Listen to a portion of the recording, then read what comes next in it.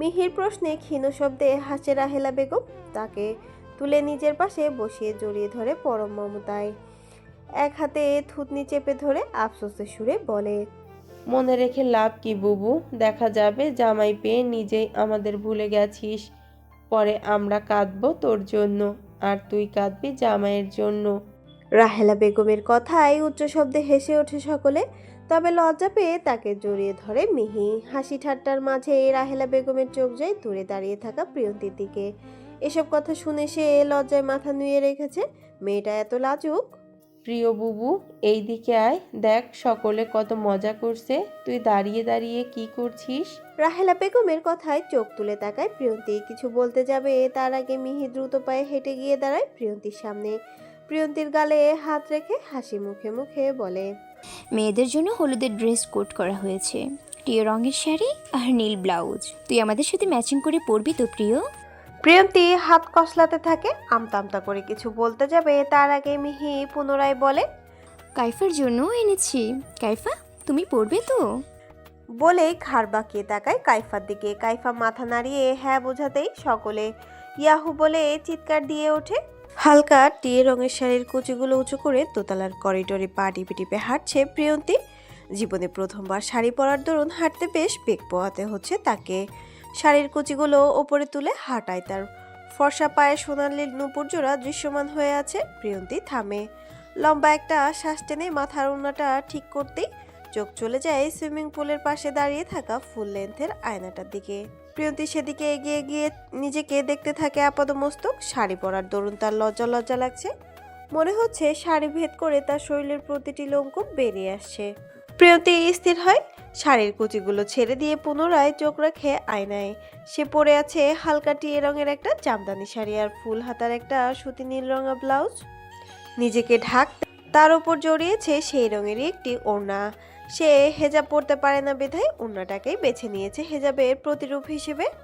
সেই সাথে হাতে জড়িয়েছে নীল রঙা দুমুঠো কাচের চুড়ি। ফর্সা মুখশ্রীতে কোনো প্রসাধনীর ছাপ না থাকায় তাকে কুয়াশায় সিক্ত সতেজ কচু পাতার মতো লাগছে, যার গায়ে বিন্দু বিন্দু কুয়াশার মতো লেপ্টে রয়েছে মুগ্ধতা। প্রিয়, তোকে দারুণ লাগছে, একদম পুতুলের মতো। সাবধানে থাকিস পাখি, নয়তো কেউ পুতুল ভেবে তোকে তুলে নিয়ে যাবে। কথাটা কানে আসতেই তড়িৎ বেগে পিছু ফিরে তাকায় প্রিয়ন্তী। প্রান্তকে মিটিমিটি হাসতে দেখে সহসায় মাথা নুয়ে ফেলে লজ্জায়। কিছুক্ষণ আগে কর্ণকুহরে প্রবেশ করে কথাটা, কণ্ঠটা ঠাউর করতে পারল না সে। প্রিয়ন্তী ভাবনায় পড়ে, মনে মনে বিড়বিড়াই, এটা কি প্রান্ত ভাইয়ের গলা? প্রান্ত ভাই তো তাকে এভাবে বলবে না। তাহলে তাকে কে বলল কথাটা? প্রান্ত ভাইয়ের ভূত? প্রিয়ন্তী তটস্থ হয়, মাথা নুয়ে সন্দিহান চোখে তাকায় প্রান্তের দিকে। প্রিয়ন্তীর কর্মকাণ্ড দেখে মিটিমিটি হাসে প্রান্ত। নিজেকে ধাতস্থ করে ধীর পায়ে হেঁটে গিয়ে দাঁড়ায় প্রিয়ন্তীর মুখোমুখি। প্রিয়ন্তীকে আপাদমস্তক পর্যবেক্ষণ করে তার হাত দুটো মেলে ধরে নিজের সামনে, যার দরুন প্রিয়ন্তীর হাতে পড়া কাচের চুড়িগুলো রিনরিন শব্দে পুরো সুইমিং পুলকে আলোড়িত করছে। প্রান্ত চুড়িগুলোর দিকে এক পলক তাকিয়ে মেলে রাখা হাতটায় নিজের ফোনটা রাখে সন্তর্পণে।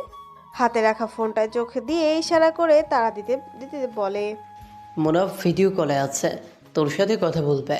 আমি নিচে যাচ্ছি, কথা শেষ করে জলদি আয়। কথাটা শেষ করেই সিঁড়ির দিকে হাঁটা ধরে প্রান্ত। প্রান্তের এহেন কাণ্ডে বিস্ময়ে মুখ হা হয়ে যায় প্রিয়ন্তীর। নিজেকে ধাতস্থ করে কিছু বলতে যাবে তার আগে ফোনের ওপাশ থেকে ভেসে আসে সৌহার্দের আদুরে কণ্ঠস্বর। প্রিয়, ফোনটা ঠিক করে ধর না বাবুরি, আমি কি ছাদ দেখার জন্য কল করেছি? প্রিয়ন্তী ফোনের দিকে তাকায়। ফোনের স্ক্রিনে সৌহার্দ্যকে তৃষ্ণার্তের ন্যায় তাকিয়ে থাকতে দেখে সহসায় অস্বস্তিতে ছড়িয়ে পড়ে তার তনু মনে। অস্বস্তিতেই কাঁপা কাঁপা হাতে ফোনটা তাক করে নিজের দিকে। সে কখনো কারোর সাথে ভিডিও কলে কথা বলেনি, যার দরুন ফোনটা তার দিকে তাক করলেও ফোনের ক্যামেরাটা বেঁকে রয়েছে অন্যদিকে। সৌহার্দ্য বিরক্ত হয়, আদা খাওয়া সিগারেটটা অ্যাস্ট্রেতে ফেলে ঝাঝালো কণ্ঠে বলে, মিটিং হোল্ড করে কল করেছি তোকে দেখার জন্য, আর তুই আমাকে পুল দেখাচ্ছিস? বেয়াদব মেয়ে, ক্যামেরাটা ঠিক করে ধর, নয়তো বাড়ি ফিরে ওই পুলের মধ্যে তোকে চুবিয়ে মারবো, আই সোয়ার। শেষ কথাটাই কেঁপে ওঠে প্রিয়ন্তী। চোখ জোড়া মেঝেতে স্থির করে শাড়ির আঁচলটা কাঁধে তুলে নেয় সন্তর্পণে। ইতিউতি করে ক্যামেরাটা তাক করে নিজের মুখ বরাবর। সৌহার্দ্যের সামনে সে কখনোই এই রূপে আসেনি, যার দরুন লজ্জায় গাল দুটো রক্তিম হয়ে উঠেছে ক্রমশই। প্রিয়, তাকা আমার দিকে। নেশাতুর কণ্ঠস্বর কানে বাজতে এই বরফের ন্যায় জমে যায় প্রিয়ন্তী। হাত পা শিরশির করে ওঠে অজানা অনুভূতিতে, যার দরুন চোখে দৃষ্টি ফেলতে থাকে এলোমেলো। প্রিয়, লুক অ্যাট মি। একটা কথা কতবার বলা লাগে তোকে? প্রিয়ন্তী কেঁপে ওঠে, নিজেকে ধাতস্থ করে চোখ পিটপিট করে তাকায় ফোনের স্ক্রিনে। সৌহার্দ্যকে তার দিকে ঘোর লাগা দৃষ্টিতে তাকিয়ে থাকতে দেখে পুনরায় মাথা নুয়ে ফেলে লজ্জায়। একদম চোখ নামাবি না বলে দিচ্ছি। হাতে 10 মিনিট সময় আছে। এই 10 মিনিট তুই শুধু আমার দিকে তাকিয়ে থাকবি, without blinking eyes, and it's a punishment. প্রিয়ন্তীর বুকটা ধক করে ওঠে। কি ভুল করেছে বুঝতে পারছে না সে, তাই শাড়ির আঁচলটা খামচে ধরে আমতা আমতা করে জিজ্ঞাসা করে, কিসের পানিশমেন্ট ভাইয়া? কি ভুল করেছি আমি? প্রিয়ন্তীর প্রশ্নে মাথা নিচু করে হাসে সৌহার্দ্য। সেই হাসিতে পুনরায় মিয়ে যায় প্রিয়ন্তী। ভয়ে মুখটা নিচু করতেই সৌহার্দ্য মুখে একটা সিগারেট পুড়ে দেয়।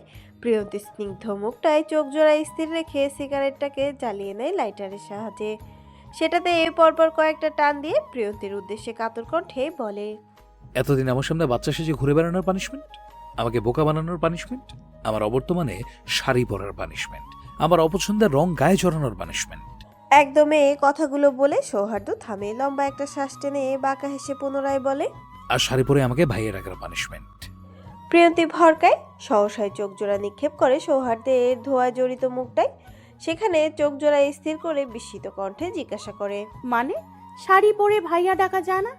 প্রিয়ন্তী প্রশ্নবদ্ধ মুখটা দেখে মাথা নিচু করে হাসে সৌহার্দ্য। মাথা তুলে সেখানে কাঠিন্য ভাব বজায় রেখে গম্ভীর কণ্ঠে বলে, হুম, শাড়ি পরে ভাইয়ে রাখা নিষেধ। তখন তোকে বুনবুন লাগে। It's not good for feelings and not good for heart. Priyanti ভেবা চাকা খায়, কথাগুলোর মানে বুঝতে পেরে গুটিয়ে যায় লজ্জাবতী লতার মতো। প্রিয়ন্তীর কর্মকাণ্ডে মিটিমিটি হাসে সৌহার্দ্য। নিজেকে ধাতস্থ করে প্রিয়ন্তীর উদ্দেশ্যে বলে, জিজ্ঞেস করবি না শাড়ি পরে ভাইয়া না রাখলে কি হবে?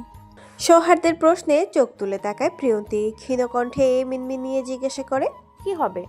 তোকে বউ বউ লাগবে, একদম নিজের বউ, কলিজা কাঁপানো বউ। প্রিয়ন্তীর কান দুটো গরম হয়ে আসে, প্রতিধ্বনিত হয়ে কানে বাজতে থাকে, কলিজা কাঁপানো বউ। তবে নিজেকে ধাতস্থ করে আমতা আমতা করে জিজ্ঞাসা করে, আপনি জানলেন কি করে আমি শাড়ি পরেছি?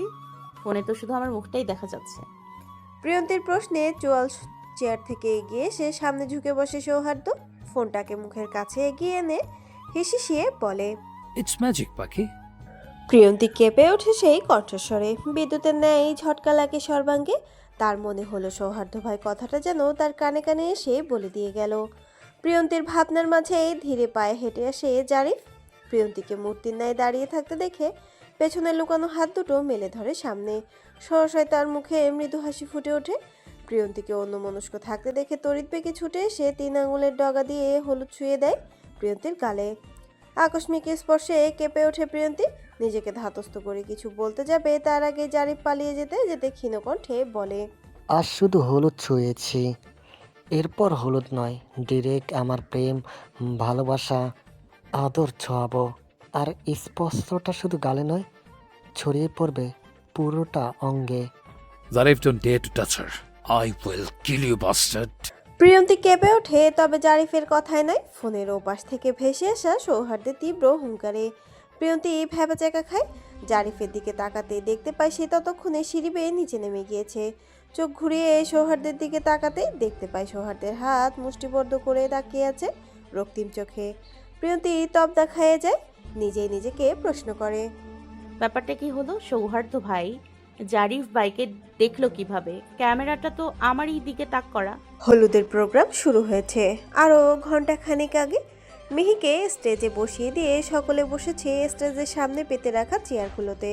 সারির প্রথম টেবিলগুলোতে বসেছে বাড়ির সকল বয়স্ক সদস্যরা, আর পেছনেরগুলোতে বসেছে আমন্ত্রিত সকল অতিথিরা। বাড়ির কনিষ্ঠ সদস্যরা বসে আছে মিহির পাশে, কেউ ছবি তুলছে তো কেউ মেহেন্দি পড়ছে।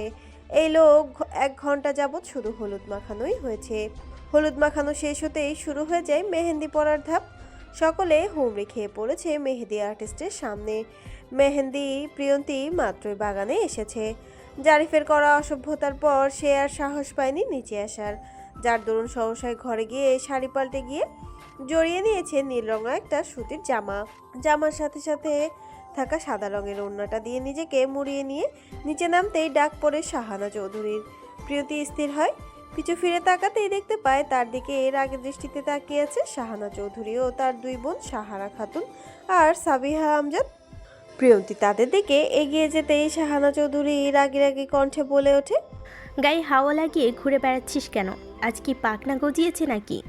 শাহানা চৌধুরী থামে, প্রিয়ন্তীকে আপাতমস্তক পর্যবেক্ষণ করে তাচ্ছিল্যের সুরেই বলে, নাকি ছেলে পটানোর ধান্দায় নেমেছিস?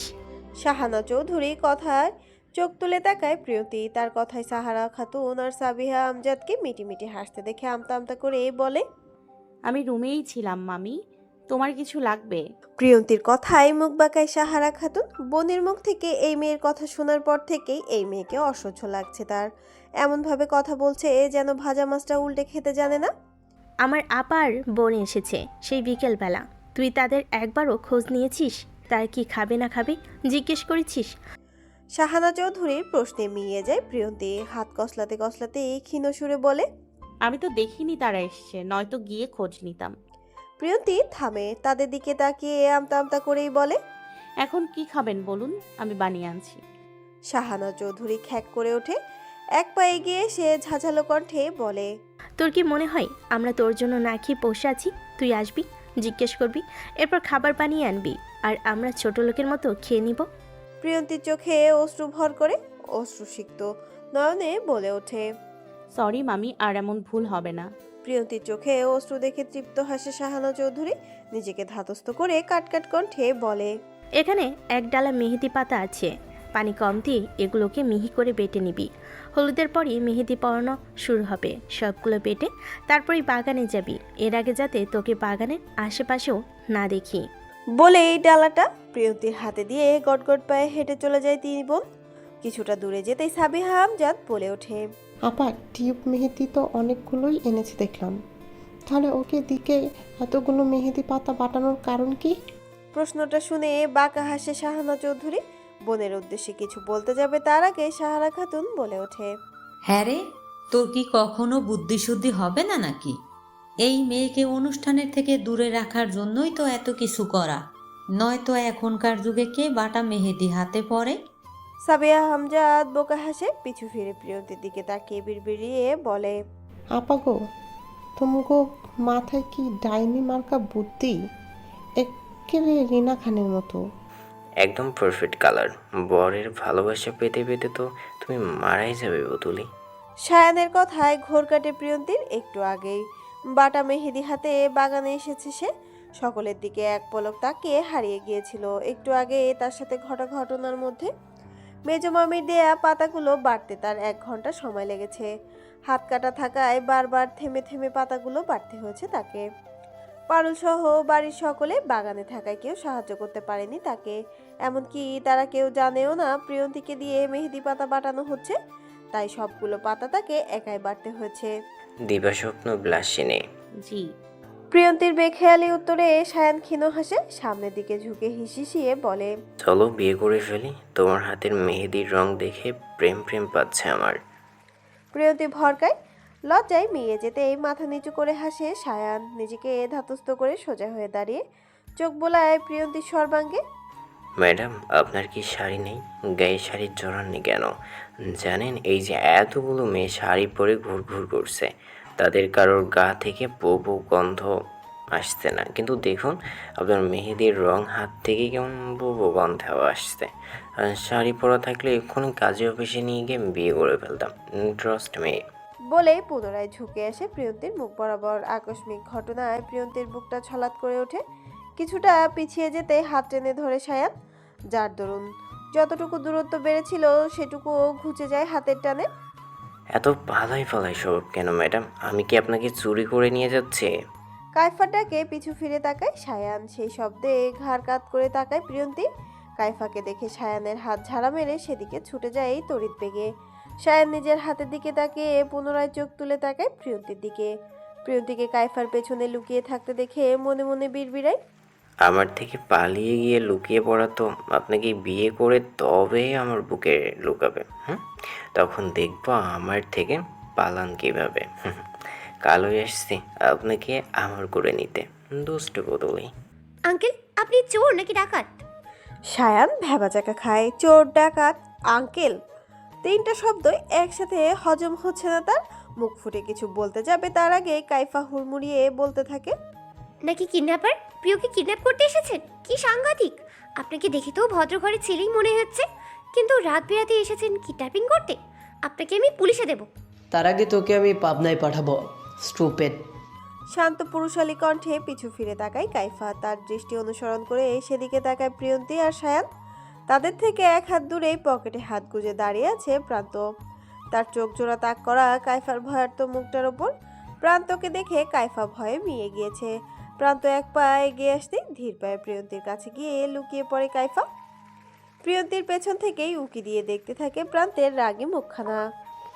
Relax, don't mind, she is a mad girl, প্রিয়র ফ্রেন্ড। এর স্বভাবই যাকে তাকে আঙ্কেল ডাকে। সায়ান মুচকে হাসে। কাইফার দিকে তাকে উচ্ছ্বাসিত কণ্ঠে বলে, hi, I am Shayan, Mihir দেবর। হলুদের প্রোগ্রাম অ্যাটেন্ড করতে এসেছি। Nice to meet you.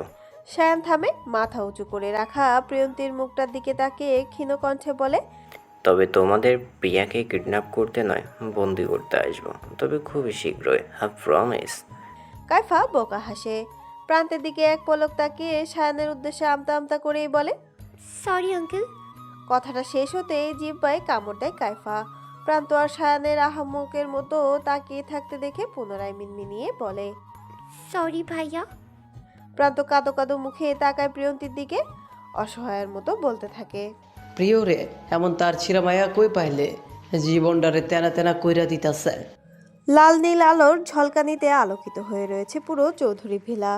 ছোট ছোট বৈদ্যুতিক বাতিগুলো জ্বলছে আর নিভছে। আলো সেই ঝলকানির সাথে ছন্দ মিলিয়ে সকলে মেতে রয়েছে আনন্দ উল্লাসে, যার ছাপ ফুটে রয়েছে সকলের মুখাবয়বে। হলুদ সন্ধ্যার প্রধান আকর্ষণ মিহিকে বসিয়ে রাখা হয়েছে পুষ্পসজ্জিত একটি সোফায়। তার দুই পাশে বসেছে দুজন মেহেদি আর্টিস্ট, যারা খুব যত্ন সহকারে তার হাত দুটোকে রাঙিয়ে তুলেছে মেহেদিতে। মিহি চোখ ঘুরিয়ে তাকায় স্টেজের সামনে পেতে রাখা চেয়ারগুলোতে, যেখানে উপস্থিত রয়েছে তার বাড়ির সকল সদস্য। সকলের চোখে মুখে হাসির রেশ দেখে সহসায় মনটা খারাপ হয়ে যায় তার। আজই এ বাড়িতে তার শেষ দিন ভাবতে আক্ষি কোটরে অনেকখানি অশ্রু ভর করে মিহি নিজেকে সামলে নেয়। চোখ ঘুরিয়ে তাকায় তার মেহেদি রাঙানো হাতের দিকে। তার হাতের তালুতে গোটা গোটা অক্ষরে লেখা রয়েছে রায়ানের বউ।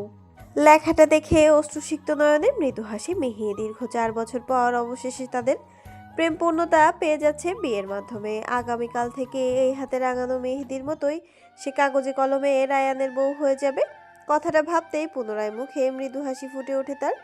এসব ভাবনার মাঝে হঠাৎ করে পুরো বাগানে অন্ধকার ছড়িয়ে পড়ে। আকস্মিক ঘটনায় ভয়ে ও আতঙ্কে বুকটা ধক করে ওঠে। মিহির আশেপাশে তাকে তড়িঘড়ি করে উঠে দাঁড়াতে যাবে, তার আগে স্টেজে মুভিং হেডলাইট জ্বলে ওঠে। সে আলো ভেদ করে স্টেজে প্রবেশ করতে থাকে সারা, রিসা ও মিহা। তাদের স্টেজে উঠতে দেখে চিন্তামুক্ত হয়ে পুনরায় সোফায় বসে পড়ে মিহি। মিহির এহেন কাণ্ডে স্টেজে প্রবেশ করতে করতে মুখ টিপে টিপে হাসে তিনজন। মিহি তাদের উদ্দেশ্যে চরভঙ্গিতে দেখাতে এই কানের লতিকা চেপে ধরে সরি বোঝায় মিহা। মিহার কাণ্ডে হেসে ফেলে মিহি। তখনই সাউন্ড বক্সে বেজে ওঠে তাদের যৌথ নৃত্য প্রদর্শনের গানটি। নাচের মাঝেই বাগানে উপস্থিত সকলে করতালিতে ফেটে পড়ে। তাদের মাঝে 2-1 উঠে হুইসেল বাজাতে শুরু করে নৃত্য প্রদর্শনকারীদের উদ্দেশ্যে। এইসবের মধ্যেও নিজেকে গুটিয়ে রাখে প্রিয়ন্তী। এই পরিস্থিতিতে অভ্যস্ত না থাকায় সে কাচুমাচু হয়ে দাঁড়িয়েছে স্টেজের এক কোণে। বারবার চলে যেতে চাইলেও কাইফার জন্য এক চুলও নড়তে পারেনি সেখান থেকে। কাইফা তার হাত দুটো শক্ত করে চেপে ধরে দাঁড়িয়ে আছে তার পাশে। চল ভিতরে যাই, অনেকক্ষণ তো হলো নাচ দেখছিস, আমার অস্বস্তি হচ্ছে। দেখ সকলে কিভাবে আমাদের দিকে তাকিয়ে আছে। প্রিয়ন্তীর কথায় চোখে মুখে বিরক্তি ভাব ফুটে ওঠে কাইফার। প্রিয়ন্তীর মুখে এই কথাটা সে এই পর্যন্ত প্রায় 15 থেকে 20 বার শুনে ফেলেছে, যার দরুন কথার প্রত্যুত্তরে সে প্রত্যেকবারই বলে উঠেছে, এমন করছিস কেন? দেখ সকলে কত আনন্দ করছে, একটু স্বাভাবিক হয়ে দাঁড়া না। কেউ আমাদের দেখছে না, আর কেউ আমাদের দেখবে কেন? নাচ কি আমরা করছি? যারা নাচ করছে সকলে তো তাদের দিক দিয়ে ব্যস্ত। একটা কথা এতবার বলার পরও কাজ না হয় কাইফা বিরক্ত হয়। বিরক্তিতে কোমরে হাত বেঁধে প্রিয়ন্তীর করুণ মুখটার দিকে তাকিয়ে কাটকাট কণ্ঠে জিজ্ঞাসা করে, কে দেখছে আমাদের বল? তার চোখ তুলে ফেলবো আমি। কাইফার কাট প্রশ্নে স্টেজের অপর পাশে দৃষ্টি নিক্ষেপ করে প্রিয়ন্তী, যেখানে ঠোঁটের ওপর আঙুল রেখে তার দিকে অপলক দৃষ্টিতে তাকিয়েছে সায়ান। প্রিয়ন্তী ভীত হয়, চোখ ঘুরিয়ে কাইফার দিকে তাকিয়ে আমতা করে বলে। স্টেজের ওপাশের মানুষজন। প্রিয়ন্তীর কথায় ভ্রু কুচকে সেদিকে উকি দেয় কাইফা। কাঙ্ক্ষিত ব্যক্তিকে খোঁজার উদ্দেশ্য চোখের দৃষ্টি ফেলতে থাকে এলোমেলো। সহসায় তার চোখ জোড়া স্থির হয় প্রান্তের ওপর। প্রান্তকে তার দিকে তাকিয়ে থাকতে দেখে বুকটা ধক করে ওঠে তার। কাইফা বড় একটা শ্বাস টানে, নিজেকে ধাতস্থ করে চোখ পিটপিট করে সন্দেহান চোখে তাকাতেই দেখতে পায় প্রান্তের চোখ জোড়া তখনও তার ওপর তাক করা। প্রান্তকে তার দিকে নিষ্পলক তাকিয়ে থাকতে দেখে ভয়ে হাত পা বরফের ন্যায় জমে যায় তার। শিরদাঁড়া দিয়ে বেয়ে যায় শীতল প্রবাহ, যার দরুন ভয়ে চোখ জোড়াকে বন্ধ করে নেয় তড়াক করে। বন্ধ চোখে মনে মনে বিড়বিড়ায়, এখন এবার কি ভুল করলি কাইফের বাচ্চা? এই ব্যাটাই এমন ভাবে তাকিয়ে আছে কেন তোর দিকে? যেন মনে হচ্ছে কথা দিয়ে ছাড়তে না পারি চোখ দিয়ে গিলে খাচ্ছে। কাইফা ধাতস্থ হয়, পুনরায় চোখ ছোট ছোট করে তাকায় প্রান্তের দিকে। প্রান্তকে তখনও তার দিকে তাকিয়ে থাকতে দেখে মুখ কুচকে বিড়বিড়িয়ে বলে, এই ব্যাটার চরিত্র খারাপ জানতাম, হুটহাট এসে অন্যায় মুখ মুছতো, এখন দেখছি দৃষ্টিও খারাপ। ছ্যাঃ, বুইরা খাটাস। কাইফার ভাবনার মাঝে সারাদের নাচের সমাপ্তি ঘটে, যার দরুন পুনরায় করতালিতে মুখরিত হয়ে ওঠে পুরো আসরটা। কাইফার ঘোর কাটে, চোখ ঘুরিয়ে তাকাতেই দেখতে পায় সকলে হুড়মুড়িয়ে স্টেজে প্রবেশ করছে। হলুদের অনুষ্ঠানে শেষ হওয়ার দরুন সকলে এখন নিজেদের মতো নাচছে। সারাদের সাথে নাচে যোগ দিয়েছে তাদের সকল কাজিন সহ উপস্থিত আরও অনেকেই। সকলে এলোমেলো নাচের মধ্যেই সারার চোখ যায় দূরে দাঁড়িয়ে থাকা প্রিয়ন্তী আর কাইফার দিকে। সহসায় সে ছুটে এসে তাদের টেনে নিয়ে যায় স্টেজের মাঝে। সারাকে দেখে তার সাথে যোগ দেয় মানহা আর সিয়ারা। তারা সকলে এক প্রকার জোর করে প্রিয়ন্তী আর কাইফাকে নিয়ে আসে স্টেজের মধ্যখানে। প্রিয়ন্তী তটস্থ হয়, নিজেকে বারবার গুটিয়ে নিতে চায় নৃত্যরত পুরুষদের অশালীন স্পর্শ থেকে, কিন্তু প্রতিবারই ব্যর্থ হয় জারিফের অসভ্য আচরণের কাছে। প্রিয়ন্তীর চোখে মুখে আতঙ্ক ছড়িয়ে পড়ে, কি করবে বুঝতে না পেরে চোখের দৃষ্টি ফেলতে থাকে এলোমেলো। তখনই ধীর পায়ে স্টেজে হেঁটে আসে সায়ান। জারিফকে প্রিয়ন্তীর কাছ থেকে সাথে অসভ্যতা আচরণ করতে দেখে ঢাল হয়ে দাঁড়ায় প্রিয়ন্তীর সামনে, যার দরুন তার লম্বা অবয়বে ঢাকা পড়ে যায় প্রিয়ন্তীর ছোট্ট দেহখানা। Hey mister, control yourself. Otherwise I can't control myself. You know what I mean? মিউজিকের শব্দে সায়ানের বলা কথাটা জারিফের কানে না পৌঁছালেও সেই কথাটা পৌঁছায় সারার কানে। সারা ঘাড় বাঁকিয়ে পিছু ফিরতেই দেখতে পায় সায়ান দাঁড়িয়ে আছে তার পেছনে। চোখ ঘুরাতেই দেখতে পায় তার পাশে দাঁড়িয়ে আছে এতক্ষণ তার গা ঘেঁষে নাচতে থাকা ছেলেটি। সারা লজ্জায় মাথা নুইয়ে ফেলে। সায়ানকে তার হয়ে কথা বলতে দেখে মনে একটা অদ্ভুত শিহরণ জাগে। মাথা নুইয়ে রেখে সে সায়ানের দিকে আর চোখে তাকায় আর নিজেই নিজেকে প্রশ্ন করে, তুই কি আবার এই মনোমুগ্ধকারীর প্রেমে উষ্টা গেলি সারা? প্রথমবার তো নিজেকে কন্ট্রোলে রাখতে পেরেছিস, এবার রাখতে পারবি তো? নাকি নিজেকে ধ্বংস করবি তার প্রেমকে আলিঙ্গন করে নিয়ে? অন্যদিকে প্রিয়ন্তীর সাথে করা সারার ঘটনাটা রক্তচক্ষু নিয়ে পরখ করছিলেন শাহানা চৌধুরী। নিজের মেয়েকে প্রিয়ন্তীর সাথে এমন আহ্লাদ করতে দেখে সহসায়ের আগে গা রিরি করে ওঠে তার পুরো শরীর। শাহানা চৌধুরী রাগে হাত জোড়া মুষ্টিবদ্ধ করতেই সেই হাত জোড়ায় চোখ যায় সাহানা চৌধুরীর বোনের হাতে রেগে থাকতে দেখে সেই রাগ আরো বাড়িয়ে দেবার নেশা জাগে তার মনে। সহসায় মুখে একটা শয়তানি হাসি ফুটে ওঠে তার, সেটাকে মিলিয়ে দেয় আফসোসের সুরে বলে, তোর মেয়েটা এমন হারে বজ্জাত কি করে হলো শানু? এই ছোট লোকের বাচ্চাকে নিয়ে কি সব আদিক্ষেতা করছে? স্যাহ। সাহারা কথন থামে। হ্যাঁ রে, তোর ছেলেটাও কি বোনের মতোই হয়েছে? আগে তো শুনতাম এই ছোট লোকের বাচ্চার জন্য তোর সাথে তেরামি করত, কোনো অন্যায় দেখলে প্রতিবাদ করত। বলতে গেলে তোদের মধ্যে এক প্রকার মা ছেলের যুদ্ধ চলতো। এখনো কি চলে নাকি সেই যুদ্ধ খেলা? শেষে বলা বিদ্রুপমূলক কথাটা শাহানা চৌধুরীর শরীরে সূচের ন্যায় ফোটে। সহসায় তার মনে পড়ে যায় সৌহার্দের বলা সেই দিনের কথাগুলো। সেদিনের বলা কথাগুলো মনে চট করে বুঝে গিয়েছিল সে। ছেলেকে দীর্ঘ 6 বছর পর প্রিয়ন্তীর হয়ে কথা বলতে দেখে মনটা বিষিয়ে ওঠে তার বাবু কিনা এই ফকিন্নির বাচ্চার হয়ে কথা বলছে। ওই ফকিন্নির বাচ্চার জন্য হাত কেটেছে। কথাটা মনে পড়তেই শরীরের আগুন ধরে যায় তার। কাচুমাচু হয়ে স্টেজের ওপরে দাঁড়িয়ে থাকা প্রিয়ন্তীর দিকে রক্তচক্ষু দৃষ্টি নিক্ষেপ করে শান্ত কণ্ঠে জিজ্ঞাসা করে, এই কাঁটাটাকে কিভাবে তুলবো আপা? কাঁটাটা এখন গলা থেকে নেমে বুকে গিয়ে বিঁধেছে। শাহানা চৌধুরীর শান্ত কথাটায় মুখে শয়তানি হাসি ফুটে ওঠে সাহারা খাতুনের। মুখে লেগে থাকা পানের রসটুকু মুছে বোনের দৃষ্টি অনুসরণ করে তাকায় প্রিয়ন্তীর দিকে। সেখানেই চোখ জোড়া স্থির রেখে আনমনেই বলে, কাটা দিয়েই কাটা তুলতে হবে শানু। তুই শুধু দেখ কি কি করি আমি। এই মেয়ে, শাড়ি সামনে রাখতে না পারলে শাড়ি পরিস কেন? আর লোকজনকে দেখাতে চাস তোর ফর্সা মসৃণ পেট আছে, নাকি এইভাবেই ছেলেদের আকৃষ্ট করতে চাস তোর মতো মাথা মোটা মেয়ের প্রেমে পড়ার জন্য? ঝাঝালো কণ্ঠস্বর কানে বাজতেই পিছু ফিরে তাকায় কাইফা। পিছু ফিরতেই দেখতে পায় প্রান্ত তার দিকে তাকিয়ে আছে শান্ত দৃষ্টিতে। সেই নজরে স্থির হয় কাইফা, যে এতক্ষণ লাফিয়ে লাফিয়ে গাছ থেকে জবা ফুল পাড়ছিল, যার দরুন তার শাড়ি সরে গিয়েছিল। উন্মুক্ত হয়ে যায় ফর্সা পেটখানা। কাইফা ভ্রু কুঁচকে তাকায় প্রান্তের দিকে আর মনে মনে বিড়বিড়িয়ে বলে, লোকটা তাকে কি বললো? সে ছেলেদের আকৃষ্ট করছে তার প্রেমে পড়ার জন্য? তার চরিত্র কি এতই খারাপ? সহসায় তার মুখ কুঁচকে যায় ঘৃণায়। ঘৃণার সাথে মুখের আগও ফুটে ওঠে কিঞ্চিত। মুখে রাগি রাগি ভাব বজায় রেখে কোমরে শাড়ির আঁচলটা গুজে এগিয়ে এসে দাঁড়ায় প্রান্তের সামনে। প্রান্তের দৃষ্টি তখনও তার ওপরেই তাক করা। প্রান্তের সেই দৃষ্টিকে উপেক্ষা করে তেজি কণ্ঠে বলে, এখানে আপনি ছাড়া আর কে আছে আঙ্কেল? এখন কি বলতে চাইছেন? আমি আপনাকে প্রেমে ফেলতে চাইছি, অথবা আপনি নিজেই আমার প্রেমে পড়ে গেছেন? কাইফার পাল্টা প্রশ্নে বাঁকা হাসে প্রান্ত। সে হাসিতে ভ্যাবাচাকে খেয়ে যায় কাইফা। প্রান্তকে তার দিকে এগিয়ে আসতে দেখে ভয়ে ভয়ে পিছিয়ে যেতে থাকে শুকনো ঢোক গিলে। পিছিয়ে যেতে যেতে এক পর্যায়ে তার পিঠ গিয়ে ঠেকে গাছের সরু ডালে। কাইফা ভীত হয়। এই অসভ্য লোকের সাথে তর্ক করার জন্য নিজেই নিজেকে শাসালো কতক্ষণ। নিজেকে ধাতস্থ করে ভীত চোখে আশেপাশে চোখ ঘোরাতে দেখতে পায় পরিবেশ নিশ্চুপ হয়ে আছে। কিছুক্ষণ আগেই মিহিয়াপুর হলুদের প্রোগ্রাম শেষ হয়েছে। সকলে বাড়ির ভেতরে চলে গেছে। গেলেও কাইফা রয়ে গেছে বাগানটায়। ফুলগুলো তার এতটাই ভালো লেগেছে যে এগুলো লোভে প্রায় 20 মিনিট যাবৎ দাঁড়িয়ে আছে এই গাছটার নিচে।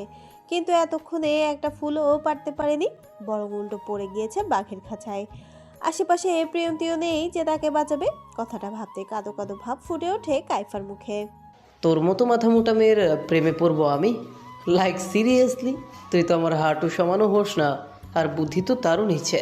প্রান্ত থামে। ফট করে কাইফার কোমরে গুজে থাকা আঁচলটা ছেড়ে দিয়ে ব্যঙ্গাতুর সুরেই বলে, তবে তুই চাইলে ট্রাই করতে পারিস, হয়তো পড়লেও পড়তে পারি। প্রান্ত পুনরায় থামে। সামনের দিকে বুক ঝুঁকে কাইফার কাঁদো কাঁদো মুখটার দিকে তাকিয়ে হেসিয়ে বলে, তোর প্রেমে? চোখ বন্ধরত অবস্থায় কেঁপে ওঠে কাইফা। তার পুরো শরীর অসাড় হয়ে আসছে। মৃদু বাতাসে শরীর কাটা দিয়ে উঠেছে ক্ষণে ক্ষণে। কাইফা ভরকায়, মৃদু বাতাস তো এতক্ষণও ছিল, তাহলে তার শরীরে কাটা দিল না তো কেন? এমনটা কি শীতল বাতাসের জন্য হচ্ছে, নাকি শীতল অনুভূতির জন্য? কাইফা তটস্থ হয়। চোখ পিটপিট করে তাকাতেই দেখতে পায় সামনে কেউ নেই। চোখ খুলে প্রান্তকে দেখতে না পেয়ে স্বস্তি নিঃশ্বাস ফেলে কাইফা পা ফেলে এগিয়ে যেতে যেতেই পায়ের নিচে চাপা পড়ে কতগুলো রক্তজবা ফুল। কাইফা চমকায়। এতগুলো ফুল মাটিতে বিছিয়ে থাকতে দেখে সহসায় মুখে মৃদু হাসি ফুটে ওঠে তার। তড়িঘড়ি করে মাটিতে বসে ফুলগুলো কুড়িয়ে আঁচলে তুলে নেয় সন্তর্পণে। সেগুলোতে চোখ বুলাতে বুলাতে বিস্ময় কণ্ঠে বিড়বিড়িয়ে বলে, এতক্ষণ ফুল পাড়ার জন্য বাদরের মতো লাফাচ্ছিলাম, তখন এগুলোকে দেখিনি কেন? নাকি তখন এগুলো ছিলই না? কাইফা চোখ ছোট ছোট করে আশেপাশে তাকায়। বাগানে কাউকে দেখতে না পেয়ে মুখে দ্বিগুণ বিস্ময়ে ফুটিয়ে তোলে ভয়ার্ত কণ্ঠে তুতলিয়ে বলে, তাহলে এখন এগুলো আসলো কোথা থেকে? ভূত দিয়ে যায়নি তো? ও আল্লাহ বাঁচাও! বলেই এক দৌড়ে ছুটে চলে যায় বাড়ির ভেতরে। ঘড়িতে রাত 2টো। পুরো বাড়িতে ছেয়ে আছে নিস্তব্ধতা। সারাদিনের কোলাহল যেন রাতের অন্ধকারে ঢাকা পড়েছে। সেই নিস্তব্ধতা ভেদ করে পা টিপে টিপে নিচে এসে নামে প্রিয়ন্তী। তার হাতে ধরা পানির খালি মগ। কাইফা ঘুমিয়ে পড়েছে অনেক আগেই। প্রিয়ন্তীও ঘুমিয়ে পড়েছিল কাইফার সাথে। তবে একটা খারাপ স্বপ্নে ঘুম ভেঙে যায় তার। সে আজ অনেকদিন পর তার মাকে স্বপ্নে দেখছে। তার মা স্বপ্নে এসে তাকে কান্নাজড়িত কণ্ঠে বলেছে, প্রিয়, সাবধানে থাকিস মা, নিজেকে রক্ষা করিস নিজের পবিত্রতার জোরে। মনে রাখিস তোর পবিত্রতাই তোর শক্তি। কথাগুলো বলতে বলতেই তার মায়ের মুখ দিয়ে গড়গড় করে রক্ত গড়িয়ে পড়ে। প্রিয়ন্তী ভয় পায়। হাতে তার মাকে ধরতে যাবে, তার আগেই সে তলিয়ে যায় গভীর অন্ধকারে। ভয়ঙ্কর স্বপ্নটাতে গলা শুকিয়ে আসে প্রিয়ন্তীর। প্রচণ্ড শীতেও শরীর ঘামতে থাকে দরদর করে। ভয়ে আর তৃষ্ণায় তড়িৎ বেগে ঘুম ভেঙে উঠে বসে প্রিয়ন্তী। হাতের উল্টো পিঠ দিয়ে গলার ঘামটুকু মুছে পানি পান করার উদ্দেশ্যে মগটা তুলতেই দেখতে পাই সেটি পুরোপুরি ফাঁকা। তার পিপাসা মেটানোর জন্য এক বিন্দুও পানি নেই সেই মগে। প্রিয়তি ধাতস্থ হয়, কাইফার দিকে এক পলক তাকিয়ে তার গায়ের কম্বলটা ঠিক করে দেয় আলতো করে। সেই সাথে নিজের মাথার ওড়নাটাও ঠিক করে নেয় সন্তর্পণে। রুমের দরজা ভিড়িয়ে নিঃশব্দে মগ হাতে নিচে নেমে আসে সিঁড়ি বেয়ে। এই মেয়ে তোর নামটা যেন কি? নিস্তব্ধ পরিবেশে হঠাৎ কারো ডাকে ভয় পেয়ে যায় প্রিয়ন্তী। চমকিয়ে পিছু ফিরতে দেখতে পায় তার পিছনে দাঁড়িয়ে আছে সাবিহা আমজাদ। সে অনবরত হাই তুলছে আর তার ঘুমু ঘুমু চোখগুলো ডলছে। প্রিয়ন্তী এগিয়ে যায় তার দিকে, তাকে দেখতে আমতা আমতা করেই বলে, আমার নাম প্রিয়ন্তী, আপনার কিছু লাগবে আন্টি? আন্টি ডাক শুনে মুখ কুচকায় সাবিহা আমজাদ। ঘুমু ঘুমু চোখে বিড়বিড় করে বলে, ছোট লোক। কথাটা বলেই সন্তর্পণে তাকায় প্রিয়ন্তীর দিকে। প্রিয়ন্তীর হাবভাবের কোনো পরিবর্তন না দেখে মুখ লুকিয়ে একটা দীর্ঘশ্বাস ফেলে। প্রিয়ন্তী কথাটা শোনায় মনে মনে খুশি হয় অনেকটা। সে খুশির রেশ মুখে ফুটিয়ে তুলতে প্রিয়ন্তীর উদ্দেশ্যে বলে, বাগানের ডান দিকের স্টোর রুমটাতে বাবুর্চি সহ কেটারিংয়ের কয়েকজন লোক ঘুমিয়েছে। তারা লোক পাঠিয়েছিল কয়েকটা কম্বল দিয়ে আসার জন্য। তুই গিয়ে একটু দিয়ে আসবি মা? আমিই যেতাম, কিন্তু দেখ আমার কি পরিমাণে ঘুম পাচ্ছে, চোখ মেলে তাকাতেই পারছি না ঘুমের জন্য। প্রিয়ন্তী হাত কসলাতে থাকে। রাতের বেলায় একা একা এতগুলো লোকের ঘরে যাবে কি করে? লোকগুলো কেমন তাও তো জানে না। যদি তার সাথে খারাপ কিছু করে? প্রিয়ন্তী চোখ ঘুরিয়ে তাকায় বাহিরের দিকে। বাহিরে ঘুটঘুটে অন্ধকার। সে অন্ধকারের ভয়েরা দানা বেঁধে তার মনে। প্লিজ যা না মা। নিজের হাতের উপরে অন্য কারো হাতের স্পর্শে ঘোর কাটে প্রিয়ন্তীর। চোখ ঘোরাতেই দেখতে পাই সাবিহা আমজাদ তার হাত দুটো চেপে ধরে রেখেছে আলতো স্পর্শে। প্রিয়ন্তী তটস্থ হয়, হাত ছাড়িয়ে নিয়ে মিনমিনিয়ে বলে, আপনি চিন্তা করবেন না আন্টি, আমি কম্বলগুলো দিয়ে আসছি। কথাটা শুনে সাবিহা আমজাদের চোখ দুটো চকচক করে ওঠে। হাসি হাসি মুখে ফুটে উঠতেই তড়িঘড়ি করে বলতে থাকে, সোফার উপরেই কম্বলগুলো রাখা আছে, দাঁড়া আমি নিয়ে আসছি। লাগবে না আন্টি, আপনি থাকুন, আমি নিয়ে যাচ্ছি। কথাটা বলতে এই সোফার দিকে পা বাড়ায় প্রিয়ন্তী। কম্বলগুলোকে হাতে তুলে নিয়ে সেগুলোকে চেপে ধরে ভয়ে ভয়ে। পিছু ফিরে তাকাতেই দেখতে পায় সাবিহা আমজাদ তাকিয়ে আছে ভয়ঙ্কর দৃষ্টিতে। সেই দৃষ্টিতে কেঁপে ওঠে প্রিয়ন্তী। নিজেকে সামলে নিয়ে মাথার ওড়নাটা ঠিক করে পা বাড়ায় বাগানের উদ্দেশ্যে। সাব্বাস সাবু, সাব্বাস, কি সুন্দর অভিনয়টাই না করলি। আয় তোকে দুটো চুমু দেই। হাসতে হাসতে কথাগুলো বলে সিঁড়ি বেয়ে নিচে নেমে আসে সাহারা খাতুন। তার পিছু পিছু নেমে আসে শাহানা চৌধুরী। দুজনের মুখে এই বিশ্বজয়ী হাসি। বোনদের নিচে নামতে দেখে সেদিকে ছুটে যায় সাবিহা আমজাদ। চিন্তিত কণ্ঠে জিজ্ঞাসা করে, আপা বাকিদের রুম থেকে বের করে দিয়েছেও তো? আমাদের হাতে কিন্তু সময় খুবই কম, যা করার তাড়াতাড়ি করতে হবে। সাবিহা আমজাদের প্রশ্নে হাতে থাকা পানটা মুখে পুরে নেয় সাহারা খাতুন। আয়েশি ভঙ্গিতে সেটাকে চিবোতে চিবোতে নিশ্চিত কণ্ঠে বলে, সব রেডি করা আছে, বাবুর্চি সহ সকলকে রান্নার কাজে পাঠিয়ে দিয়েছি। রুমটা একদম ফাঁকা। হারুনকে বলেছি ওই রুমে ঘাপটি মেরে বসে থাকতে। মেয়েটা ঢুকলেই যাতে বিশ্রীভাবে শুয়ে দেয় তাকে। দাগ না থাকলে প্রমাণ করব কিভাবে মেয়েটা অপবিত্র? এখন শুধু লোক জড়ো করা বাকি। ওই মেয়েকে আজই এই বাড়ি ছাড়া করব আমি। কথাটা শেষ হতেই তিনজনের মুখে শয়তানি হাসি ফুটে ওঠে। সেই হাসির মৃদু শব্দে যেন বাড়ির প্রতিটা কানা বিন্দুকে জানানো দিচ্ছে, জানিস, মেয়েদের কলঙ্কিত করা খুব সহজ। কলঙ্কটা যেন খুব সহজেই তাদের স্পর্শ করতে পারে, মিটিয়ে দিতে পারে তাদের সকল পবিত্রতার অস্তিত্ব। আর সেই অস্তিত্বকেই মিটিয়ে দিতেই নীরব ঘাতক রূপে কাজ করছি আমরা মা নামক তিনজন নিষ্ঠুর রমণী। সেই সাথে দেয়ালটাও যেন প্রত্যুত্তরে তাদের উদ্দেশ্যে হিসিয়ে বলছে, সকল নারীদের গায়ে মা মা গন্ধ থাকলেও সকল নারী মা হয়ে উঠতে পারে না। পারেই না। কিছু কিছু নারী মা রূপী ধ্বংসকারীও হয়। শিশির ভেজা ঘাসের ওপর পা টিপে টিপে হাঁটছে প্রিয়ন্তী। ঘাসের ওপর জমে থাকা বিন্দু বিন্দু শিশির কণাগুলো তার পায়ের আঙুলগুলোকে ছুঁয়ে দিচ্ছে শীতল স্পর্শে। আঙুলগুলোকে ছুঁয়ে দিচ্ছে।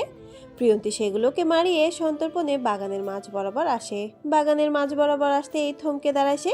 দূর থেকে ভেসে আসা কুকুরের ডাকে বরফের ন্যায় জমে গিয়েছে তার কুয়াশায় সিক্ত পা দুটো। প্রিয়ন্তী তটস্থ হয়, ডাক অনুসরণ করে সন্দিহান দৃষ্টি নিক্ষেপ করে বাড়ির প্রধান ফটকের দিকে, যেখানে বন্ধ গেটটার ওপাশে দাঁড়িয়ে আছে কালো কুচকুচে একটি কুকুর। ল্যাম্পপোস্টের আলোয় সে কুকুরের চোখগুলো জলজল করছে। জলজল চোখে এসে জিভ বের করে তাকিয়ে আছে প্রিয়ন্তীর দিকে। প্রিয়ন্তী ঘাবড়ায় সেই দৃষ্টিতে। অন্ধকার ভীতি তার আগেই ছিল, সেই সাথে কুকুরের উপস্থিতি যেন সেই ভীতি আরো বাড়িয়ে দিয়েছে, যার দরুন তীব্র শীতেও তার কপালে বিন্দু বিন্দু ঘাম জমে আছে। প্রিয়ন্তী স্থির হয়, এক হাতে কম্বলগুলোকে চেপে ধরে অন্য হাতের উল্টো পিঠ দিয়ে কপালের ঘামটুকু মুছে নেয় সন্তর্পণে। নিজেকে স্বাভাবিক করতে বড় বড় শ্বাস টেনে নেয় কয়েকটা, তবুও স্বাভাবিক হতে পারে না। না পেরে ভয়ে ভয়ে পিছিয়ে আসতে থাকে বাড়ির দিকে। দুপা পিছিয়ে আসতেই দূর থেকে ভেসে আসে কিছু লোকের কণ্ঠস্বর। প্রিয়ন্তী চমকায়, সন্দেহান দৃষ্টিতে তাক করতেই দেখতে পায় বাগানের বাঁ দিকে কিছু সংখ্যক লোকের রান্নার কাজে ব্যস্ত। তারা নিজেদের মতো কাজ করছে আর কাজের ফাঁকে ফাঁকে গল্পগুজব করছে। অন্ধকার থাকায় লোকগুলো তাকে দেখতে না পেলেও সেই লোকগুলোকে দেখতে পেয়েছে স্পষ্ট, যার দরুন এতক্ষণ ভয় পেলেও সেই ভয়টা কমে আসে লোকগুলোর উপস্থিতিতে। প্রিয়ন্তী স্বস্তির নিঃশ্বাস ফেলে, নিজেকে ধাতস্থ করে পুনরায় সাহস জুগিয়ে পা বাড়ায় বাগানের ডান দিকটাতে। তার গলা শুকিয়ে আসছে, কম্বলগুলো পৌঁছে দিয়ে আগে পানি পান করতে হবে। তখন পানি পান করার উদ্দেশ্যে নিচে নামলেও পানি পান করার সুযোগ পায়নি সে। তার আগে কম্বল হাতে বেরিয়ে আসতে হয়েছে বাড়ির বাহিরে। কম্বল হাতে প্রায় 5 মিনিট যাবৎ জীর্ণ শীর্ণ রুমটায় সামনে দাঁড়িয়ে আছে প্রিয়ন্তী। এই রুমটাতে বাড়ির সকল পরিত্যক্ত জিনিসপত্র ফেলে রাখা হয়। তারা বাড়ির চিলে কোঠার ঘরটা দখল করার পরপরই পরিত্যক্ত জিনিসগুলোর জায়গা হয় এই পুরনো রুমটাতে। মিহিয়াপুর বিয়ে উপলক্ষে রুমটাকে পরিষ্কার করে বাবুর্চিতে থাকার ব্যবস্থা করা হয়েছে। রুমটার সামনে দাঁড়িয়ে গায়ের ওড়নাটা ঠিক করে নেয় প্রিয়ন্তী। লোকগুলোকে কি নামে ডাকবে বুঝতে পারছে না সে যখন সন্ধ্যায় রান্নার ওখানে গিয়েছিল তখন দেখেছে লোকগুলোর বেশিরভাগই রহিম চাচার বয়সী। প্রিয়ন্তী স্থির হয়, সকল দোটানা ভুলে আমতা আমতা করে বলে, আসসালামু আলাইকুম চাচা, কেউ আছেন? একটু বাইরে আসবেন। প্রিয়ন্তী থামে। দীর্ঘক্ষণ অপেক্ষা করার পর কোনো সারা শব্দ না পেয়ে পুনরায় বলে ওঠে, আমি আপনাদের জন্য কম্বল নিয়ে এসেছি। আপনারা নাকি লোক পাঠিয়েছিলেন কম্বলের জন্য। দ্বিতীয়বারের মতো কোনো সারা শব্দ না পাওয়ায় প্রিয়ন্তী চিন্তায় পড়ে যায়। কম্বল হতেই ভাবতে থাকে, লোকগুলো কি ঘুমিয়ে পড়েছে? তাহলে কি চলে যাবে সে? ভাবনায় মাথায় আসতেই বাড়ির উদ্দেশ্যে পা বাড়ায় সে। সহসায় তার পাজোড়া থেমে যায় গায়ে পড়া শীতল কুয়াশার স্পর্শে। এতক্ষণ ভয়ে আর আতঙ্কে শীতের তীব্রতা টের পায়নি, যার দরুন হঠাৎ শীতল স্পর্শে কেঁপে ওঠে প্রিয়ন্তী। শীতের তীব্রতা অনুভব হওয়ায় তার মায়া হয় লোকগুলোর প্রতি। সে পুনরায় পিছু ফিরে তাকায় রুমটার দিকে। রাতের শেষ ভাগে শীতের তীব্রতা বাড়ে, তখন লোকগুলো কষ্ট হবে ভেবে ঠিক করে সে রুমের ভেতরে যাবে। লোকগুলোকে ডেকে কম্বল বুঝিয়ে দিয়ে তবেই ঘরে ফিরবে। হয়তো সারাদিনের ক্লান্তিতে লোকগুলো ঘুমিয়ে পড়েছে, যার দরুন প্রিয়ন্তীর ডাক শুনতে পাচ্ছে না। প্রিয়ন্তী লম্বা একটা শ্বাস টানে, মাথার ওড়নাটাকে ঠিক করে কম্বলগুলোকে চেপে ধরে বুকের মধ্যিখানে। মন সহসাই জুগিয়ে কাঁপা কাঁপা পায়ে প্রবেশ করে রুমটার ভেতর।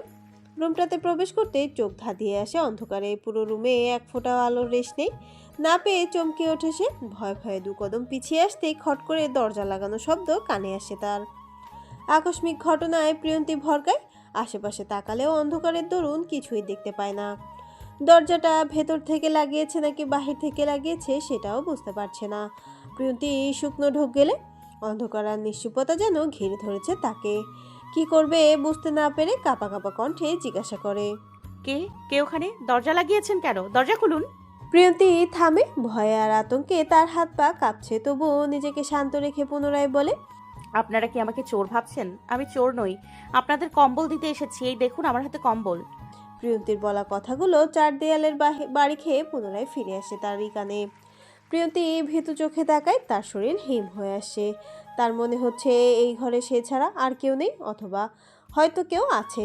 তখনই তার নাকে প্রবেশ করে নিকোটিনের ধোঁয়া। প্রিয়ন্তী তটস্থ হয়। সে দেখেছিল রান্নার ওখানে একজন লোক রান্নার ফাঁকে ফাঁকে অনবরত সিগারেট টানছিল। তাহলে কি সেই লোকটি এখন এই ঘরে আছে? নিজের করা প্রশ্নে নিজেই খুশি হয়। উত্তেজনাবশত এক পায়ে এগিয়ে যায় লোকটির দিকে। যদিও সে জানে না লোকটি কোন দিকে আছে, তবুও নিজেকে সামলে নিয়ে লোকটির উদ্দেশ্যে বলে, চাচা লাইটটা একটু জ্বালাবেন, অন্ধকারে আমার ভয় করছে। আপনি কি শুনতে পারছেন আমার কথা? প্রশ্নটা করার সাথে সাথে জুতোর খটখট আওয়াজ কানে আসে প্রিয়ন্তীর। প্রিয়ন্তী পুনরায় চমকায়। রাতের বেলায় কেউ শু পড়ে থাকতে পারে সেটা যেন ভাবতেই পারছে না সে। সহসায় তার মনে আতঙ্ক ছড়িয়ে পড়ে। লোকটির পদচারণের শব্দ তীব্র হতেই এক পা করে পেছোতে শুরু করে সে। রুমের শেষ প্রান্তে পৌঁছতেই দেয়ালের সাথে ধাক্কা লাগে তার। ভয়ে মাথাটা পিছিয়ে ফেলতেই সেটা গিয়ে বাড়ি খায় দেয়ালের সাথে। তবে দেয়ালে বাড়ি খাওয়ার আগে সেটা গিয়ে ঠেকে তার মাথার পেছনে রাখা হাতের উপর। প্রিয়ন্তী চোখ মুখ খিচে ফেলে লোকটিকে বুঝতে পারছে না সে। সহসায় ওড়না চেপে ধরে ভীতি কণ্ঠে জিজ্ঞাসা করে,